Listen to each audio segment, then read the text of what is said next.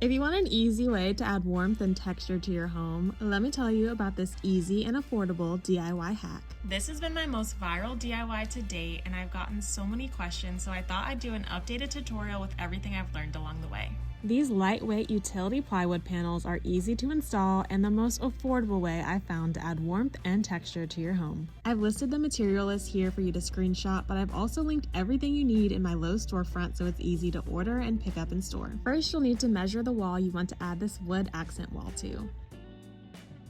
Measure from the ceiling to your baseboard or straight to the floor if you don't have any. Then measure wall to wall. The utility plywood panels are 4 by 8 feet, so you'll divide the width by 4 feet to determine how many you'll need across. If your ceilings are higher than 8 feet, you'll take the overall height and subtract 8 feet to determine how many more panels you'll need on the bottom row. When I did this in my first apartment, I got a 4th panel and cut it down into 3 parts to cover my entire wall.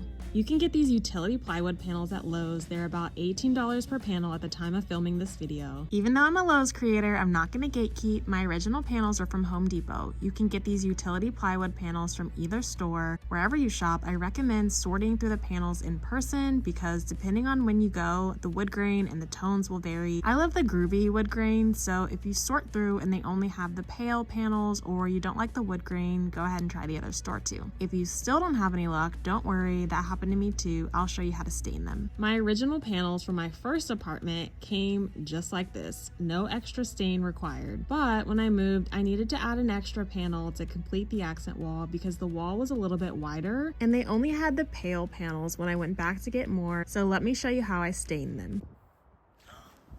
My first attempt at staining these was a fail.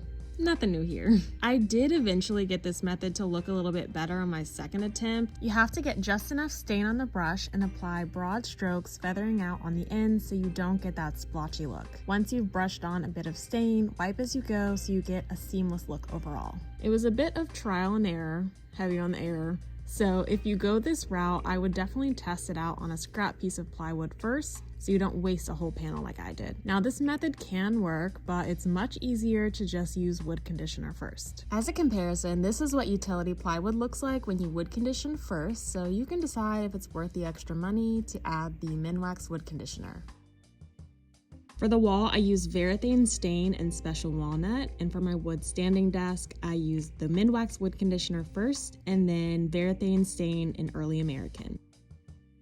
It wasn't the perfect color match, but it's grown on me over time, and I really love the variation in the wood tones. You can watch the full tutorial for my wood standing desk here if you want to make one too. Now, I did not add any sealer to my wood wall panels, but I did seal the utility plywood on my desk. So far, both have been holding up strong. If you do end up staining your panels, make sure you stain them and let them cure outside because the smell is very strong and you do not want to be breathing in those fumes. Once it's cured, you can bring it inside and install the wood panels. Now, these panels are lightweight, but I recommend having one person hold them in place while the other person is screwing them in with these trim head screws. The panels were so easy to install, and I'll be honest, I didn't even bother screwing them into the studs, and they've held up strong for the past 5 years in and out of 2 apartments. Babe, what are you doing?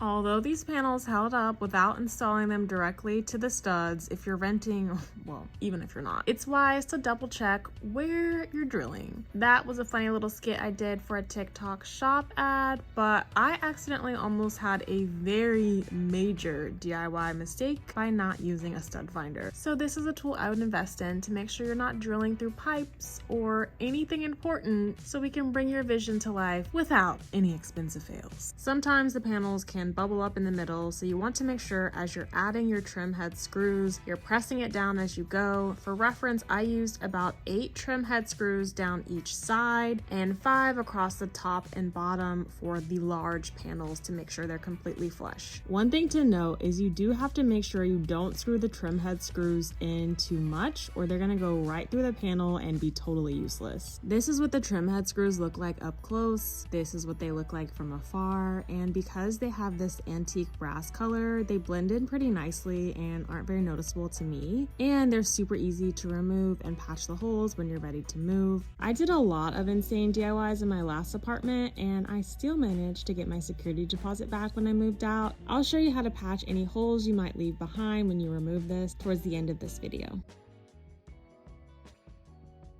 If your ceilings are higher than 8 feet and you need an extra row across the bottom or a shorter piece on the side, you can cut these panels fairly easily. Now, over the years, I've tried almost every type of saw, from the hand saw to the circular saw to the jigsaw, and the best method I found to minimize tear out is the box cutter. The score and snap method was the easiest for me. A little bit more manual labor, but worth it for sure because the tear out is not cute.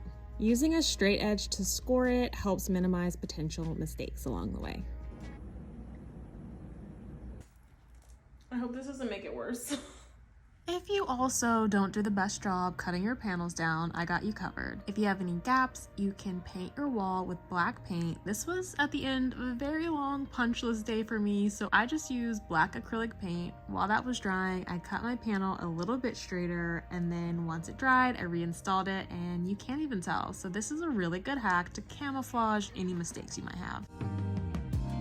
I was so excited when I came up with this idea to hide the gaps at the top. It's so unique and I had not seen this before. So if your walls are wonky or you just didn't do the best job lining the panels up perfectly like I did, you can add a wavy trim to hide your mistakes at the top. All you need to do is sketch your wavy drip trim on scrap utility plywood that you have left over from the wall paneling. And I just went into flow state. I did a mix of thin and thick waves. You can do whatever you like, but if you want them to connect all the way across, you just need to make sure each end matches up so it flows consistently.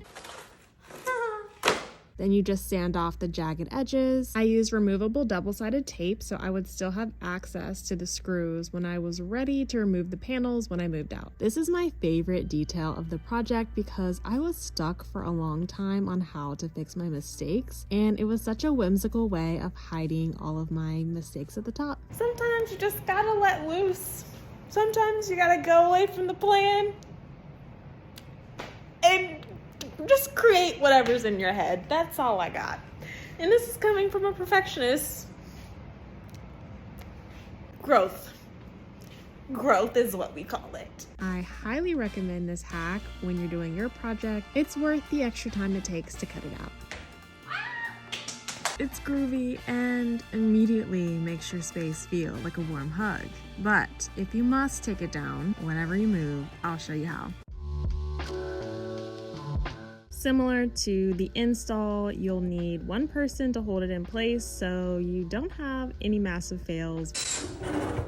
Unscrew all the trim head screws, and then all you need is this 3M small hole repair. You squeeze a little bit out, swipe it off, let it dry, and I just took a little bit of touch-up paint and brushed over it. I didn't have to paint my entire wall. If your walls have a satin finish, you may have to use your fingers to get this stuff to stick. I would probably wear gloves though. I always try to leave things better than I found them, so this stuff really came through. You couldn't tell there was ever a hole there, and I got my security deposit back. These wood wall panels have held up so well over the years. I've had the same panels apartment to apartment, and I just added on to them. If you have any concerns about the panels warping or anything like that, I haven't had any trouble. For reference, I live in Texas, so that might give you a little bit more context based on the humidity levels of your home. Mine have always been installed in my living room. If you're thinking of installing these in a bathroom, I wouldn't recommend that. I'm no expert, but I feel like that would definitely have a higher risk of warping and even mold. My favorite part of this project is the fact that it only took 2 days to finish. And really, you could do this in 1 day if you really lock in. It's such an affordable hack in terms of the material and the time budget. Speaking of budget, this is how much I spent on my wood accent wall. I always like to give you a full budget in case you don't have any of these tools or materials on hand, so you know exactly what it will take to bring this to life. One thing that's not on here is any sort of truck rental. Since the panels are 4 by 8 feet wide, I don't think I rented a U-Haul on this project. I'm pretty sure I borrowed my grandpa's truck, but that is something to consider on this DIY. Okay, let's look at gas. I also like to provide a scaled down budget, assuming you have most of the tools and essentials. This is the budget if you need 6 panels, 4 panels across the top and 2 at the bottom, and then you can use the excess for wavy trim. And here is the budget if you only need a total of 4 panels. I'm still so obsessed with this DIY transformation even 5 years later. My favorite part is how little time the project takes. If you're new here, I'm a little insane and I've made most of the furniture, accent walls, everything you see in my apartment.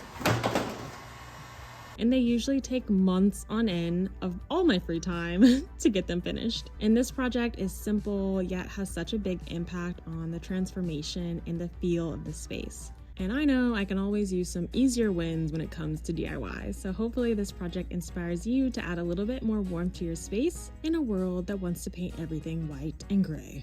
It's been so fun to reimagine this space, adding on to the wood wall over time. I added the open shelves and the wood standing desk and created a little quiet time area over here. And we've got our bench that hides the projector screen and all of my wood scraps. It took a lot of time and there were a lot of fails. So if you like DIY chaos, you can check out my apartment makeover series. We're having a lot of fun over there. This whole living room makeover has been a labor of love, and it all started with this simple yet impactful, cozy DIY. Let me know in the comments if you would try a DIY like this in your home, and if there's anything I missed, let me know in the comments and I'm happy to answer it so you can bring this vision to life in your home. See you in the next episode. Thanks for being here. Bye.